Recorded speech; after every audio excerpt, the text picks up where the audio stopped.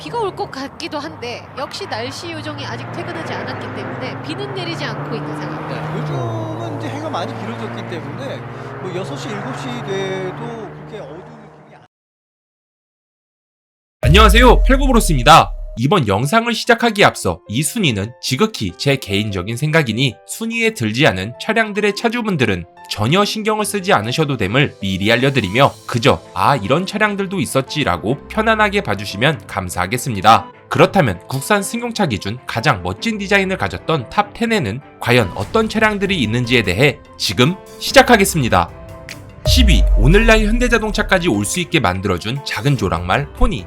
대한민국 자동차 최초이자 현대자동차의 첫 독자 생산 모델이었던 포니는 판매될 당시 가격이 227만원으로 지금의 차량들과 비교해보자면 정말 싼 가격이라고 할 수가 있는데, 하지만 당시 직장인들의 평균 월급이 약 5만원 정도였다고 하니 사실 그렇게 만만한 가격의 차량은 절대 아니었습니다. 그러나 나름 비싼 가격임에도 불구하고 판매 첫 해인 1976년에만 무려 1726대가 판매가 되면서 그 당시 국내 승용차 판매량의 절반에 가까운 43.5%라는 엄청난 시장 점유율을 차지했다고 하네요. 어쨌든 포니1은 차량의 루프라인이 트렁크 끝까지 떨어지는 패스트백 스타일과 포니 3도어, 포니 웨건, 포니 픽업 등 다양한 모델들이 있었는데, 아직까지도 도로에서 잘 달리고 있는 포니를 볼 때면 괜히 현대가 헤리티지로 사용하는 것이 아니구나 라는 생각이 들 정도로 정말 이쁘다는 생각이 듭니다.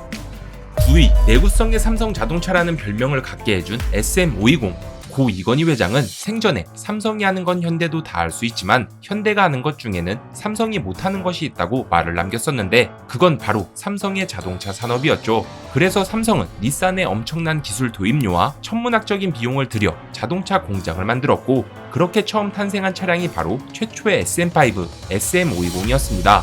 하지만 출시 초반 당시 IMF 여파로 썩 좋은 판매량을 보여주진 못했지만 그래도 초창기부터 삼성이 강조했던 탄탄한 내구성과 품질력으로 사람들에게 입소문이 퍼지며 2세대가 나오기 전까지 약 40만 대를 판매했다고 하네요. 디자인 역시도 닛산의 세피로를 베이스로 만들었기에 그 당시 중형 세단 중에서도 나름 고급진 이미지를 갖게 되었고, 그렇게 SM520은 삼성자동차의 그 시작을 알린 차량이 되었던 것이죠.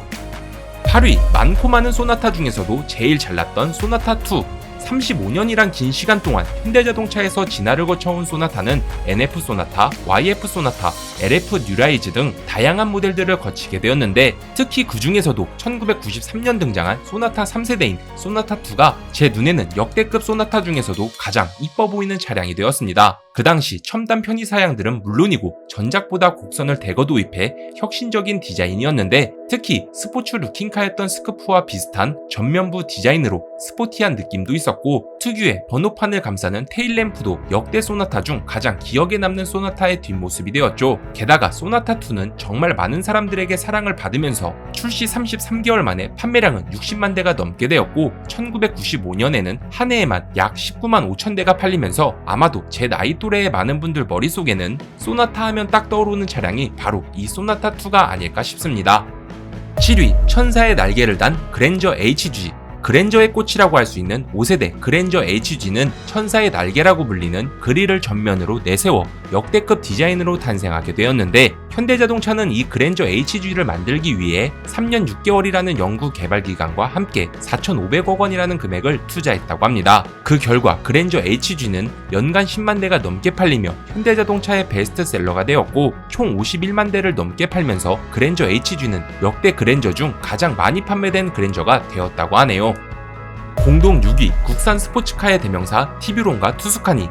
현대 캘리포니아 디자인이라고 불린 현대자동차의 최초의 컨셉카 HCD1과 HCD2의 볼륨감 있는 디자인을 거의 그대로 입힌 티뷰론은 2만 장이 넘는 아이디어 스케치를 거쳐 탄생하게 되었는데, 1996년 파리 모터쇼에서 등장했을 때도 티뷰론은 여성 관람객이 뽑은 최고의 디자인상을 받은 차량이 되었다고 합니다. 반면에 티뷰론 이후 등장한 투스카니는 오히려 곡선보다 직선을 적극적으로 사용해 보다 각지고 절제된 스타일을 선보이게 되었는데, 이 두 차량의 저마다의 매력은 다르긴 하지만 쿠페형 차량에 걸맞는 디자인으로 아직까지도 제 눈에 정말 이뻐 보이는 차량입니다. 하지만 두 차량 모두 다 후륜이 아닌 전륜구동 방식의 차량이었다는 것은 살짝 아쉽긴 하네요.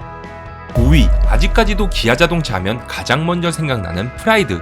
프라이드 1세대는 마츠다가 설계하고 기아가 생산하면서 포드가 판매하는 나름 월드카 방식이었는데, 프라이드 1세대는 5도어 해치백, 4도어 세단, 외건 등 다양한 모델들이 있었지만 그 중에서도 프라이드의 주력 상품이자 가장 기본이 되었던 각지고 레트로한 외관의 프라이드 3도어가 제 기준 가장 멋진 프라이드가 아닐까 싶습니다. 특히 요즘 경차들은 경차에 어울리지 않는 좋은 옵션들로 가격이 너무 비싸다는 생각이 드는데, 이렇게 기본에 충실해 작은 차체에 적은 중량으로 출력은 그리 높지 않아도 경쾌한 주행을 선보였던 과거의 경차들이 아마 경차의 기본이 아닐까 싶네요. 그리고 4도어 세단인 프라이드 베타는 제가 이쁘다는 생각을 전혀 못했는데, 최근 칼처맨에서 쭈니 형이 꾸민 프라이드를 보니 생각이 바뀌게 되었습니다. 뭔지 알지? Let's go get it. Culture